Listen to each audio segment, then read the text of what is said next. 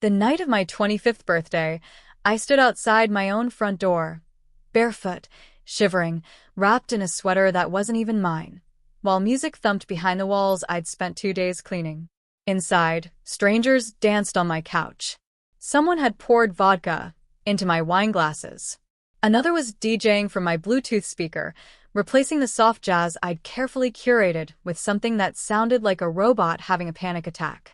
And my younger sister, Belle, was laughing in the kitchen, holding a slice of the cake I'd made for myself, as if this were all just a hilarious misunderstanding. My name is Elma Reed, 26 now, and this is the story of how I got locked out of my own apartment by my family, and how I turned their betrayal into the most powerful act of self-respect I've ever made. If you've ever felt invisible in your own home, if you've ever been treated like an afterthought by the people who should have loved you first, hit that like button, subscribe, and share this with someone who needs courage. Let me know in the comments, have you ever had to walk away to save yourself? Where are you watching from? This story is for you. I threw myself a birthday party for my 25th. Not a rager. Not some over-the-top bash. Just dinner. Small. Family only. Home-cooked. You know, like a normal person trying to reconnect with the people who made her. I had this totally naive idea that if I made it meaningful enough, maybe they'd show up, literally and emotionally. Spoiler, they didn't. I'd just moved into a new apartment in Portland, Oregon. Sleek, clean, and free of that decades-old cooking oil smell that haunted every childhood home. It was a soft upgrade from the shoebox I used to rent, with peeling laminate and neighbors who screamed at each other through the walls.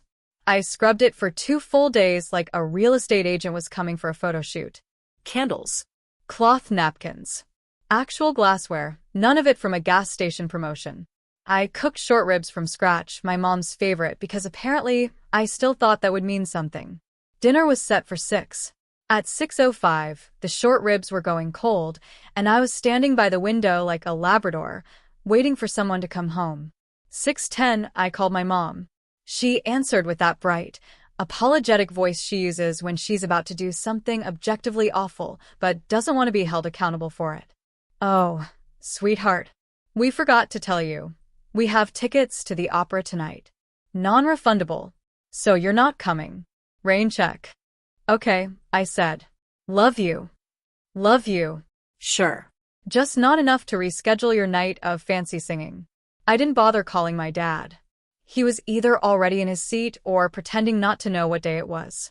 Next, I tried Grandma. She picked up mid-laughter. "Oh, Elma, honey, I'm out with my ladies tonight. Bunko night. I thought you knew." "Nope.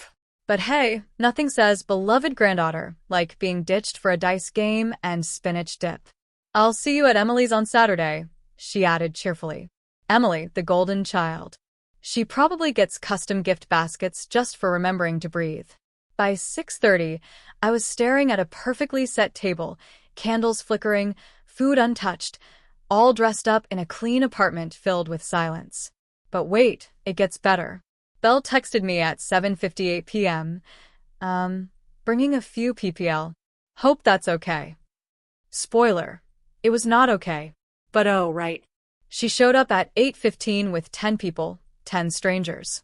One wore sunglasses indoors. Another asked me if I was the roommate. They tumbled in like I was hosting an afterparty and they'd lost the address. Belle blew past me with a quick, happy birthday, like she'd just remembered what day it was. "Figured more the merrier," she said, handing me a bottle of wine she clearly didn't buy. They rated the food I'd made like it was a Vegas buffet. One poured vodka into my wine glasses. Another started DJing from my Bluetooth speaker, replacing my soft background jazz with electronic chaos. I pulled Belle aside. "I didn't plan for this. I have work tomorrow." She blinked like I'd just spoken in Morse code. "Hey, well, relax. It's your birthday. Be fun for once, right? Be fun." The recurring feedback note of my entire childhood. At some point, someone yelled, "Hey, Alma, can you check outside? I think the food delivery is here." I stepped out because I'm still the kind of person who assumes people mean what they say. The door closed behind me. Locked. I knocked lightly at first, then harder. Nothing. The music was so loud the hallway vibrated. I waited. Tried again. Still nothing. After 5 minutes of standing in the cold like a doorman with bad luck, I walked down to my car, sat in the driver's seat, and stared straight ahead. I could still hear the bass thumping. I could see shadows moving through the windows. The house party was in full swing without me, and not a single person noticed I was gone. I didn't cry right away. Not because I'm strong. Because I was too stunned to process the absurdity of it.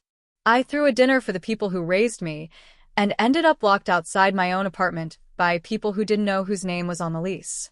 That's when the tears came. Quiet ones. The kind that sneak up on you when your body realizes you're not joking anymore. And then I picked up my phone. Not to call anyone, but to make a few edits. First, the bank app. Canceled the $600 monthly auto transfer to my parents' mortgage. I'd been helping out, just until Dad's hours picked back up. That was over 2 years ago. Then the tuition account.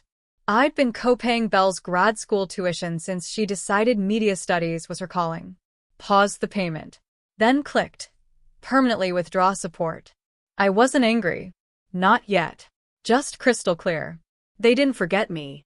They just didn't think I mattered enough to prioritize. That's a different kind of sting.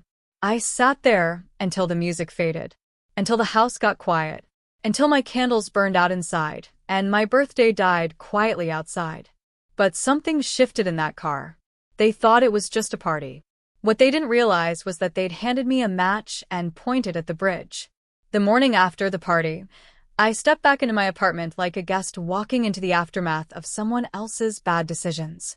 The smell hit me first, a mix of alcohol, burned wax, and the unmistakable scent of someone's cologne, one I was 99% sure had come from my bathroom shelf. My living room looked like a group project for people who'd never cleaned before. Wine rings on the coffee table. A crushed bag of chips on the floor. A sticky patch on the rug I didn't even want to investigate. My decorative bookshelf was missing half its plants. Someone had shoved an empty beer can into the soil of my snake plant like it was a recycling bin. And then there was the bed. My bed. Crumpled sheets. Makeup on the pillow. Someone else's jacket at the foot. I didn't even want to know who had slept there or with whom. I didn't say a word. I just started taking pictures. Photo after photo. Quietly. Like I was collecting evidence at a crime scene, which emotionally wasn't that far off. Belle came out of the kitchen, holding a cold slice of birthday cake with her bare hands. Hey, last night was wild, huh? I looked at her. She looked at me like we were co-stars in a buddy comedy. You good? She asked, mouth full. I stared at her, then passed her to the wreckage of my evening. Do you even know I slept in my car? She blinked. Wait, seriously? I thought you left to go see someone or something. Of course. Why would it register that I never came back in? That I might have been locked out? That maybe, just maybe, I didn't want to spend my birthday shivering in a Honda Civic while strangers used my toothbrush as a stirring stick? She laughed. Laughed. You're so dramatic sometimes. I mean, it was just a party. I didn't answer. I didn't have to. I'd already started making the cuts. But here's the thing. This wasn't new. Not really. This wasn't the first time I'd been forgotten. Just the first time they did it with music playing. Growing up, I was the reliable one. The solid one. Elma can handle it. Elma doesn't need much. Elma's fine. I was 3 years older than Belle. Old enough to remember the shift when she was born. The way my mom's eyes sparkled around her. The way my dad's arms always seemed more open when she ran into them. She was the sparkly one. The fun one. The one with the dimples and the perfectly timed jokes. I was the straight-A kid who made her own lunches and didn't complain when my birthday was rescheduled 3 years in a row. Once for a flat tire. Once for a last-minute vacation. They forgot to tell me. Once because Belle's gymnastics tournament took priority. Spoiler. She placed 4th out of 5. I remember one Halloween when I asked to be Hermione Granger. My mom told me she didn't have time to figure out a costume, but Belle got a handmade Elsa dress and glitter in her hair. I went as a student, which, in case you're wondering, is not a costume. At 14, I got accepted into a competitive writing program. My parents glanced at the email and said, "That's nice." When Belle got chosen to be the school mascot in 10th grade, they brought balloons to her tryout. By the time I graduated college early with honors, they said, "We're proud of you." Then immediately changed the subject to Belle's upcoming spring break trip. So yeah, I'd been invisible for a while. That birthday dinner was just the first time I stopped pretending it didn't hurt. And I know what you're thinking. Why did I keep trying? Because hope is stupid like that. It makes you believe that maybe this time will be different. That if you just do enough, if you just are enough, they'll see you. So, I kept showing up. I helped pay the mortgage when my dad's hours got cut. I chipped in for grandma's medical bills. I paid a third of Belle's grad school tuition because she said she couldn't focus on studying with money stress. I was always the helper, the fixer, the invisible scaffolding holding up their lives. But that morning, standing in my own apartment like a stranger in someone else's mess, something shifted. Belle went back to scrolling on her phone. One of her friends emerged from the bathroom looking like a raccoon who'd lost its will to live. No one offered to clean. No one said thank you. No one even asked how I'd slept. I walked past them all, quiet, and closed my bedroom door behind me. I sat on the edge of the bed and let the silence settle. For the first time, I wasn't wondering if I'd done something wrong. I was wondering what would happen if I finally stopped doing everything right. Belle left without saying goodbye. Not that I expected an apology, but a sorry for turning your birthday into a frat party would have been nice. She didn't text. She didn't call. She didn't fake concern about the wine-stained rug or the fact that someone had slept in my bed with makeup on and left half a lash strip on the pillow. So I sent her the invoice. It wasn't passive-aggressive. It was aggressive and accurate. $1,235. Itemized. $300 for professional deep cleaning. Yes, that was wine in the floorboards. $150 for new bedding. $85 for a ruined rug. $90 for a replacement decanter. And $600 to replace my sanity. Kidding mostly. I attached photos of the damage, included a due date, and sent it with the subject line. Cost of chaos. No snarky message. No emoji. Just the facts. She read it. Left me on scene. Then posted it to Instagram. Not the whole thing, just the total and the first line cut off for dramatic effect. My sister invited me to her birthday dinner and then sent me a bill. Pull underneath. Insane or iconic. Apparently, I'm the villain in her story. The neurotic big sister who dared to ask for compensation after being locked out of her own apartment. The comments? About what you'd expect. What kind of psycho charges family? Girl, what did you do? GH. She sounds like she watches true crime and takes notes. My personal favorite. This is why I don't talk to my sister either. They're always jealous. Jealous of what? Her minimum credit score? Her ability to weaponize brunch? It would have been laughable if it didn't sting, because in that moment, I realized something. She really didn't think she'd done anything wrong. Not just Belle. None of them did. The next day, the phone rang. Of course, Selma, Mom said immediately, exasperated. What is this thing Belle posted? Did you really send her a bill? She trashed my apartment. It was an accident. So is Chernobyl. She's your sister. You keep saying that like it's a coupon for free labor. Pause. And I heard you pulled out of the tuition payments. Oh, that, I said. Was I supposed to ask permission? You could have given us a heads up. You could have shown up to dinner. That's not the same. No, I said. One is common courtesy. The other is me financially carrying a woman who doesn't know how to use a trash can. She gasped. That's cruel. She posted my invoice on Instagram with a crying laugh emoji. I think the cruelty ship has sailed. Another pause. Then we're asking you to reconsider. I let the silence stretch. Because she needs the help. Or because you do? She didn't like that question. The next day, Dad called, which was like a lunar eclipse. Rare. Weirdly timed. Followed by dread.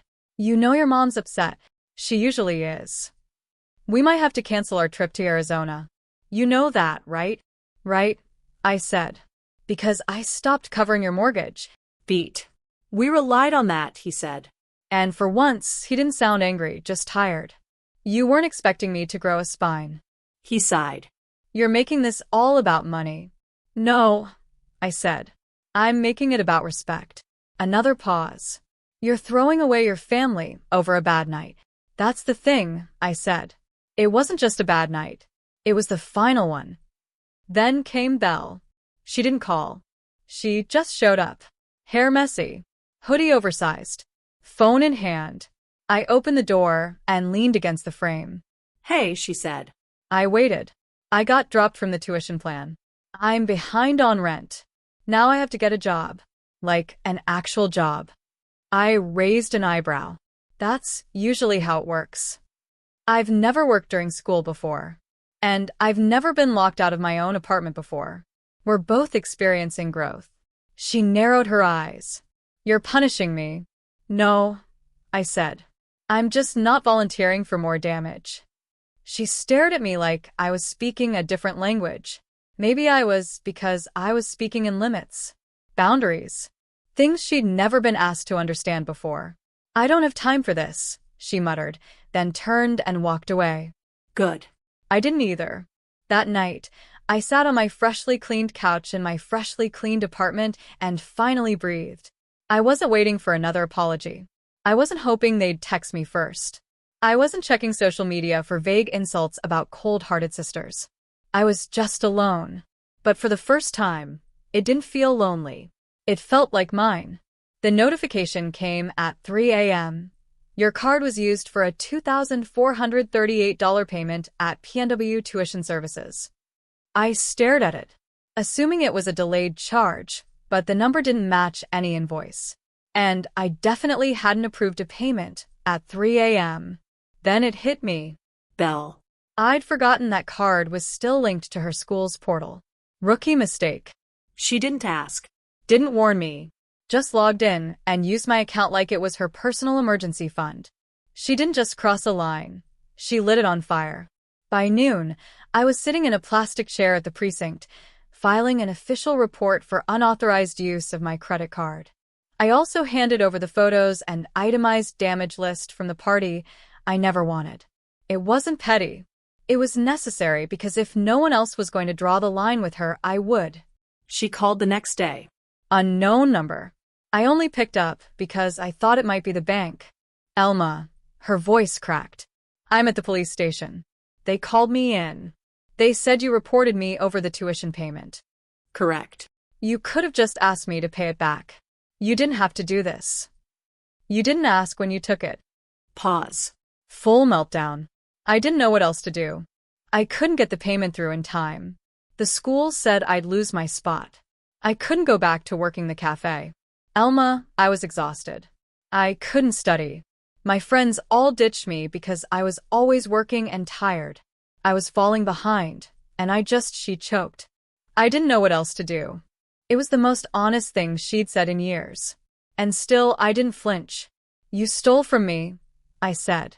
You humiliated me, lied to everyone about it, then used my credit card behind my back. I was desperate. I was too. The night I sat in my freezing car while you laughed with your friends inside my apartment. Silence. Please, she whispered. Can you just drop the charges? I let that hang. Then I said, no, and I hung up. She was ordered to pay me back, every cent in installments with interest. The tuition charge. The apartment damage. Everything. $3,773. She called it financial ruin. I called it finally growing up.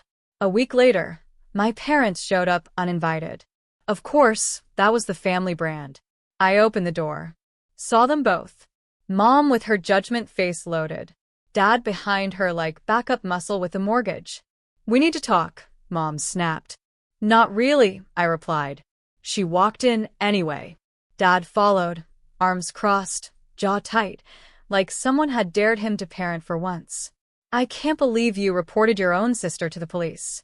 Do you understand what you've done to this family? I think the better question is, do you understand what you did to it? We raised you. We gave you everything. You raised me to be quiet while you overlooked me. You gave Belle everything. I paid for the house you live in. Dad stepped in. We're not doing this again. This tantrum, this act. It's gone on long enough. Act. I laughed. You think this is an act? You think I'm playing? You're punishing us for something that happened one night. One night. I echoed. I'm done being the bank account, the babysitter, the emotional sponge. You didn't come to my birthday. You let my sister ruin my home and my name. And when I stood up for myself, you blamed me. You could have talked to us. I tried for 25 years. They stood there, speechless. So I delivered the final line. You want help? You want money? You want access to me? They nodded. Too fast, too hopeful. Then you should have treated me like family when it counted. And I pointed at the door. Now get out. I didn't slam it. I closed it gently, firmly, like sealing a box you're done unpacking. Then I did the last few things I needed to do. Blocked Belle's number. Removed my name from every shared account. Left the family group chat. Deleted the contacts. Not because I was angry, but because I wasn't planning on reopening the wound. And then, silence. The kind that doesn't ask anything from you. The kind that fills your apartment and your bones like fresh air after a storm. A few weeks passed. Nothing from them. And for the first time in forever, I had room, actual space, to breathe. I started saying yes to happy hour. Started texting back the friend I kept canceling on. Started sleeping better. Laughing more. Spending money on things that actually brought me joy, like therapy and dinner with people who showed up. On my 26th birthday, I didn't throw a dinner. I didn't light candles or cook a meal no one would eat. Instead, I ordered pizza, wore sweats, and had 3 friends over who brought wine, laughter, and 0 expectations. And that night, when someone raised a glass and said, "To people who actually show up," I smiled. Not because it was clever, but because this time I knew they meant me. I know some people will say I went too far. And maybe once, I would have wondered that too. But now I sleep better. I smile easier. And for the first time in my life, I don't feel like someone's backup plan. Still, do you think I did the right thing? Let me know in the comments. And if you want more stories like this, don't forget to subscribe.